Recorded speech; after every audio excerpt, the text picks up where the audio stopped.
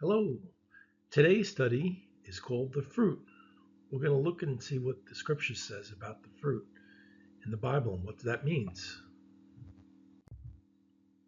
It's going to read Genesis chapter 1, verses 26 to 28.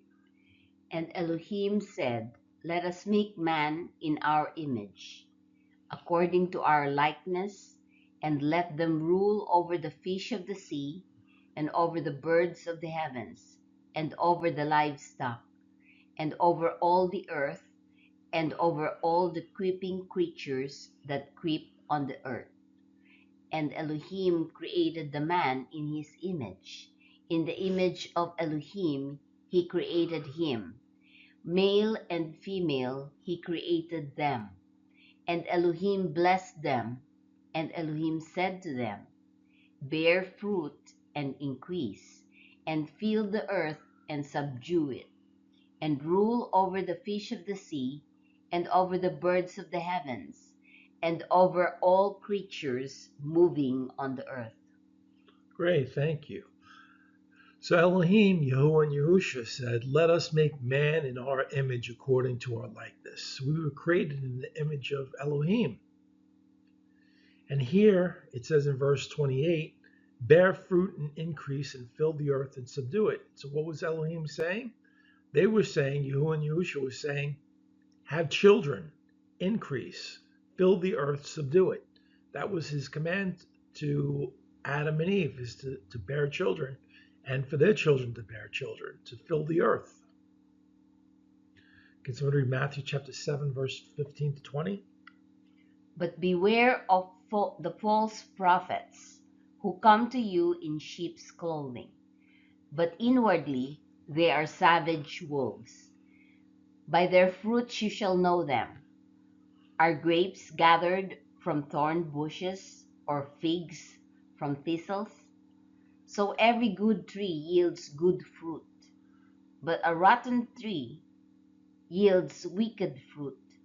A good tree is unable to yield wicked fruit, and a rotten tree to yield good fruit. Every tree that does not bear good fruit is cut down and thrown into the fire. So then, by their fruits you shall know them. Great, thank you. So in verse 16, it says, by their fruits you shall know them. What are your fruits? Your works, the things that you do. So in verse 18, it says, a good tree is unable to yield wicked fruit. So somebody who's good will not yield wickedness. And it says a rotten tree, somebody who's wicked, will not yield good fruit. So every tree that does not bear good fruit is cut down and thrown into the fire. So if you're not bearing good fruit, you're going to be cut down and thrown into the fire. Can someone read Genesis chapter 3, verses 2 to 7? And the woman said to the serpent, We are to eat of the fruit of the trees of the garden, but of the fruit of the tree which is in the midst of the garden, Elohim has said, Do not eat of it, nor touch it, lest you die. And the serpent said to the woman, You shall certainly not die, for Elohim knows that in the day you eat of it, your eyes shall be opened, and you shall be like Elohim, knowing good and evil. And the woman saw that the tree was good for food, that it was pleasant to the eyes, and a tree desirable to make one wise. And she took of its fruit and ate, and she also gave to her husband with her, and he ate. Then the eyes of both of them were opened, and they knew that they were naked. And they sewed fig leaves together, and made loin coverings for themselves. Great, thank you. So in verse 2, it says, we are to eat of the fruit of the trees of the garden. But the fruit of the tree in the midst of the garden, Elohim said, do not eat of it, nor touch it, lest you die. That wasn't the original command. The original command was, do not eat of it. She added, do not touch it. But it was the fruit of the tree. in the midst of the garden that they were not supposed to eat. And what happened? It says in verse 5 that for Elohim, this is what Satan said, the serpent said, for Elohim knows in that day that you eat of it, your eyes shall be open and you shall be like Elohim, knowing good and evil. He was tempting her. And then what happened? The woman saw that the tree was good for food and it was pleasant to her eyes. So she ate of it, and she gave it to her husband. He ate of it also. This was the disobedience that Adam and Eve did that got them kicked out of the garden. Somebody read Genesis chapter 9, verse 1. And Elohim blessed Noah and his sons, and said to them, bear fruit and increase, and fill the earth. And it shall be, if you diligently obey the voice of Yahuwah your Elohim, to guard to do all his commands which I command you today, that Yahuwah your Elohim shall set you high above all nations of the earth. And all these blessings shall come upon you and overtake you, if you obey the voice of Yahuwah your Elohim. Blessed are you in the city, and blessed are you in the field. Blessed is the fruit of your body, and the fruit of your ground, and the fruit of your livestock, the increase of your cattle, and the offspring of your flocks. Thank you. So in Genesis 9:1, Elohim said to Noah and his sons, bear fruit and increase and fill the earth. Have children, increase, fill the earth. He wanted them to procreate, and for Noah and his sons to have children and increase and fill the earth. In Deuteronomy chapter 28, verses 20, Deuteronomy chapter 28, verse 4, it says, Blessed is the fruit of your body. What is the fruit of your body? Your children. And the fruit of the ground, the crops. And the fruit of your livestock, the offspring of the livestock. The increase of your cattle and the offspring of your flocks. It is blessings that you get and blessing that you receive from what comes out of you. Somebody Deuteronomy chapter 28, verse 15 to 18. And it shall be, if you do not obey the voice of Yahuwah your Elohim, to guard to do all his commands and his laws, which I command you today, that all these curses shall come upon you and overtake you. Cursed are you in the city, and cursed are you in the field. Cursed is your basket and your kneading bowl. Cursed is the fruit of your body and the fruit of your land, the increase of your cattle and the offspring of your flocks. Great, thank you.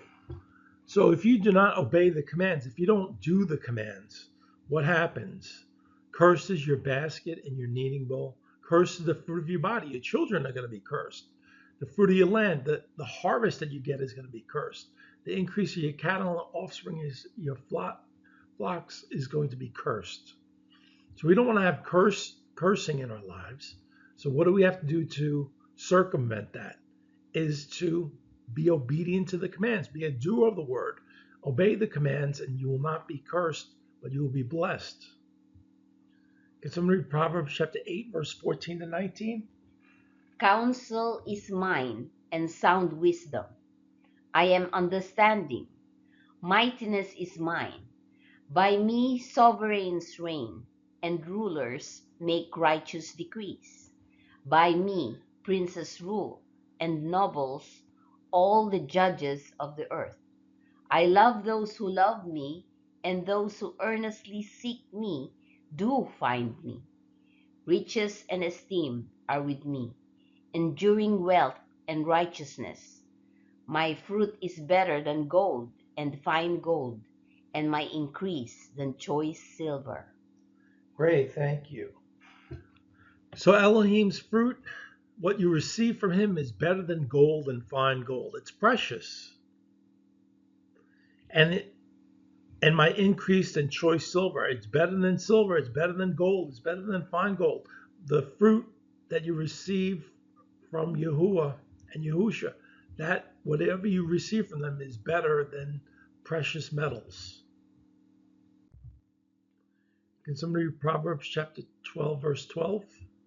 The wrong shall covet the catch of evildoers, but the root of the righteous yields fruit.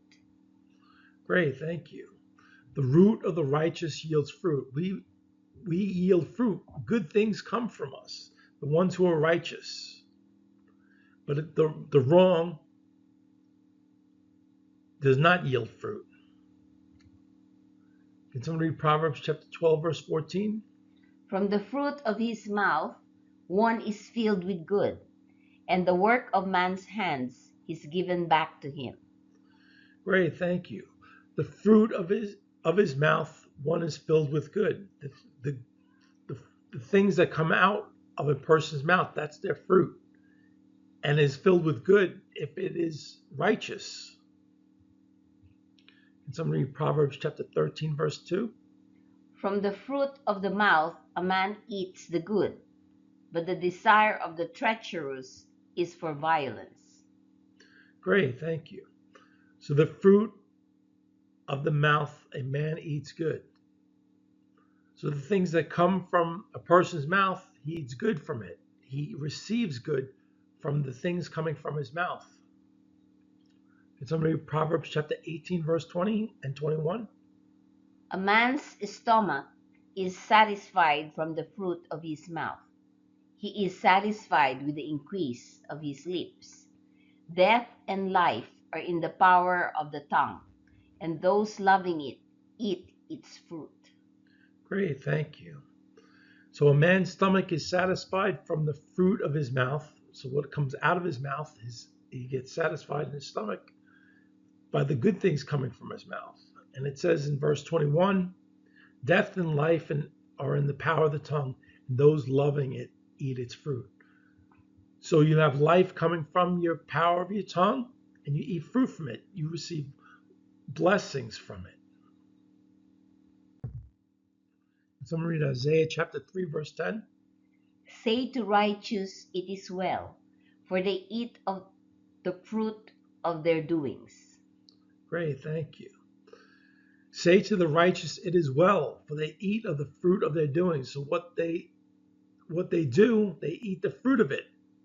You get good blessings from doing good and doing righteousness, and you will eat of the fruit of your doing. So whatever you do, you're gonna get a harvest from it. Can somebody read Jeremiah chapter 21, verse 14? And I shall punish you according to the fruit of your deeds, declares Yahuwah. And I shall kindle a fire in its forest, and it shall consume all that is around her.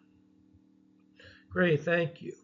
So Yahuwah said, I shall punish you according to the fruit of your deeds. So whatever your deeds are that are evil, you're going to be punished according to the fruit. Whatever comes out of that, you're going to be punished according to that. Can somebody read Malachi chapter 3, verses 10 to 11? Bring all the tithes into the storehouse, and let there be food in my house. And please prove me in this, said Yahuwah of hosts, whether I do not open for you the windows of the heavens, and shall pour out for you boundless blessings. And I shall rebuke the devourer for you, so that it does not destroy the fruit of your ground, nor does the vine fail to bear fruit for you in the field, said Yahuwah of hosts. Great, thank you. So what did Yahuwah say here? That if you give the tithes into the storehouse, what was going to happen? In verse 11, it says, he shall rebuke the devourer, Satan. He's going to rebuke him so that it does not destroy the fruit of your ground. Whatever you produce in your life, the enemy will not destroy it. It's only Matthew chapter 3, verse 10. And the axe is already laid to the root of the trees. Every tree, then, which does not bear good fruit is cut down and thrown into the fire. Great, thank you. So here's a good reason to bear good fruit so that you will not get cut down and thrown into the fire because you're useless. Bear good fruit so that you'll have blessings in your life. Be righteous and be a doer of the word. So read Matthew chapter 12, verse 33. Either make the tree good and its fruit good, or else make the tree rotten and its fruit rotten. For a tree is known by its fruit. Great, thank you. This is how you can tell how a person is, by their fruit. The things that they say and do towards other people will show you if their fruit is good or if their fruit is bad, if their fruit is rotten. Nobody wants rotten fruit. So we have to be careful who we choose in our life to be our partner and to be our friends. We don't want to have rotten fruit in our lives with our friends or a partner. Get somebody in Matthew chapter 13, verse 23. And that sown on the good soil is he who hears the word and understands it, who indeed bears fruit and yields, some 100-fold, some 60, some 30. Great, thank you. So this verse is speaking about our lives, who we are, our soil, our hearts. And if we hear the word and understand it, we will bear fruit in our lives, some 100-fold, some 60, some 30. We'll multiply the goodness towards others. It's going to read Luke chapter 6, verse 43 to 44. For a good tree does not yield rotten fruit, nor does a rotten tree yield good fruit. For each tree is known by its own fruit. For they do not gather figs from thorns, nor do they gather grapes from a bramble bush. Great, thank you. So a good tree does not yield rotten fruit. So somebody who's good does not yield things that are bad. And it says that a rotten tree does not yield good fruit. So somebody who's rotten, who's not good, does not yield good fruit, does not do good things. You'll know them by their fruit. Can somebody read Luke chapter 8, verse 15? And that on the good soil are those who, having heard the word with a noble and good heart, retain it and bear fruit from endurance. Great, thank you. So those who are in good soil, having heard the word and with noble and good heart, retain it. We keep what we've learned in the word and we bear fruit. We do good things. We do good works because of what we heard in the word. Can someone read John chapter 15, verse 5? I am the vine, you are the branches. He who stays in me, and I in him, he bears much fruit, because without me you are able to do naught. Great, thank you. So this is Yahusha speaking. So Yahusha, if you are in him and he is in you, you will bear much fruit because you're in him and he's in you. He's the vine and we are the branches. And we will bear much fruit if we are in him and he is in us. That's the key to bearing good fruit, or much fruit. Can someone read John chapter 15, verse 7 and 8?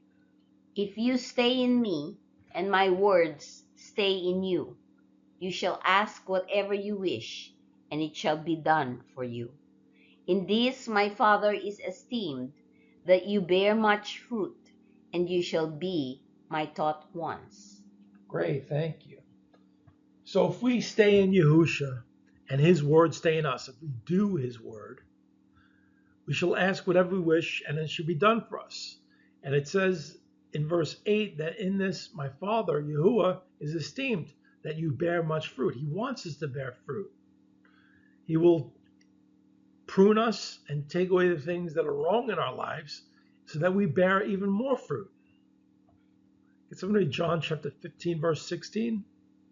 You did not choose me, but I chose you, and appointed you, that you should go and bear fruit, and that your fruit should remain, so that whatever you ask the Father in my name, he might give you. Great, thank you.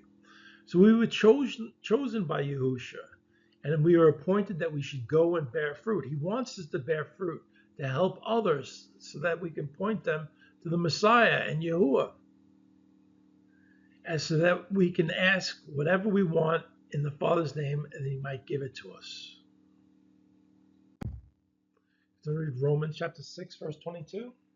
But now, having been set free from sin, and having become servants of Elohim, you have your fruit resulting in set apartness, and the end, everlasting life.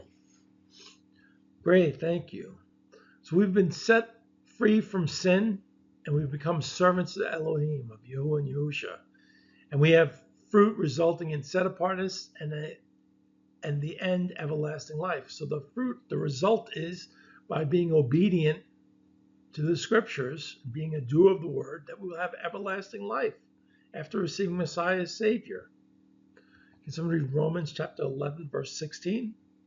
Now, if the first fruit is set apart, the lump is also. And if the root is set apart, so are the branches.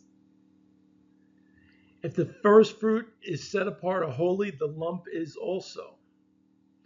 And if the root is set apart, so are the branches. The root is Yahuwah and Yahusha, and we are grafted into him so that we shall be set apart also. Somebody read Galatians chapter 5, verse 22 to 23. But the fruit of the Spirit is love, joy, peace, patience, kindness, goodness, trustworthiness, gentleness, self-control. Against such there is no Torah. Great, thank you. If we are walking in the Spirit, the fruit in our lives will be love, joy, peace, patience, kindness, goodness, trustworthiness, gentleness, and self-control. These are the fruit that's going to be displayed from our life, and we should have it more and more as time goes on, as we have a relationship with Yahuwah and Yahusha. We should see these fruit in our lives growing. Can somebody read Colossians chapter 1, verse 10? To walk worthily of the Master, pleasing all, bearing fruit in every good work, and increasing in the knowledge of Elohim. Great, thank you. We should be pleasing to all, bearing fruit in every good work. In everything that we do, we should be bearing fruit. Good things should be coming out of it. And we should increase in the knowledge of Elohim. We should know more about him.